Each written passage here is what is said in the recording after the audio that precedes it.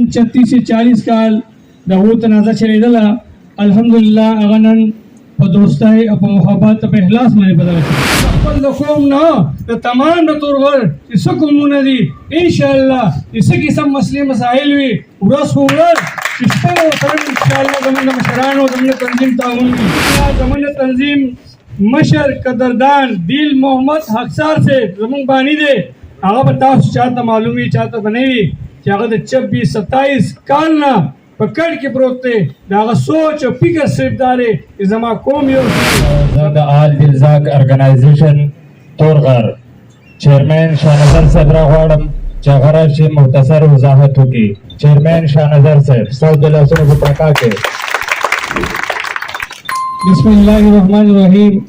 په ټولو مخکې حضور ټولو پرې پینډال کې ناست دي زموږ مشران زه د هغو ټولو شکریه ادا کوم چې هغوی راغلي زموږ سره په دې پروګرام کې شرکت ده. تاسو موږ ته معلومه ده چې الحمدلله نن یو زموږ سوله وشوله او تاسو ټول ته معلومه ده چې تقریبا 36 سے 40 کال د هغو تنازع چلیدله الحمدلله هغه نن په دوستۍ او په محبت او په اخلاص باندې بدله شوه.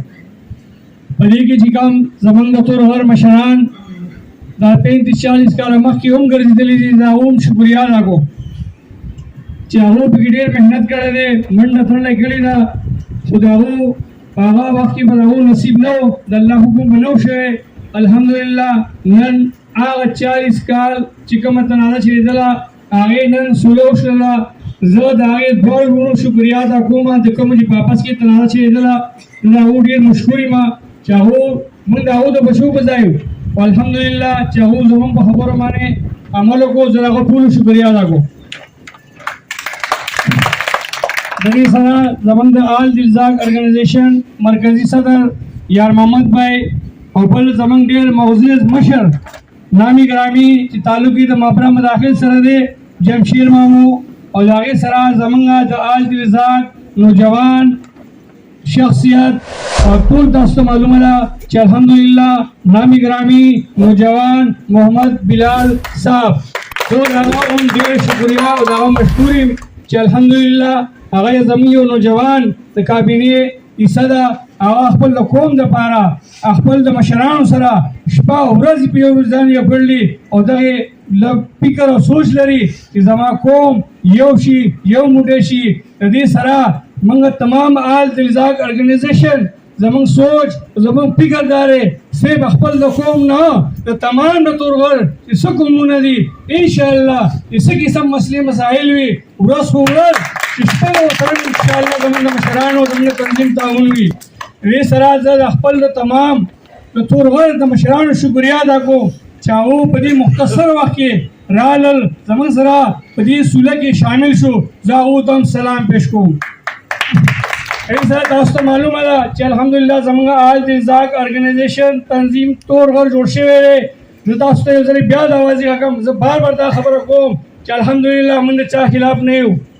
موږ صرف تیله راوتلي یو په خپل علاقه باندې مسلې مسایل یې هغه ختم کړو. که یو سړی دا سوچ کوي چې دا د چا خلاف دی دا د هغه غلط سوچ دی. موږ به هر قوم له هر رول له د محبت او د اخلاص لاس ورکوو. اور الحمدلله زموږ د تنظیم مشر قدردان دیل محمد حقسار صاحب زموږ بانی دی هغه به تاسو چاته معلوم وي چاته به نه وي چې هغه د 26-27 کال نه په کډ کې پروت دی د هغه سوچ او فکر صرف دا دی چې زما قوم یو شي زما د تورغر د تمامو قومونو یو شي یو موټی شي مخې ته راشي. نو زه هغه ته هم سلام پیش کوم تشریف مو پیش کوم.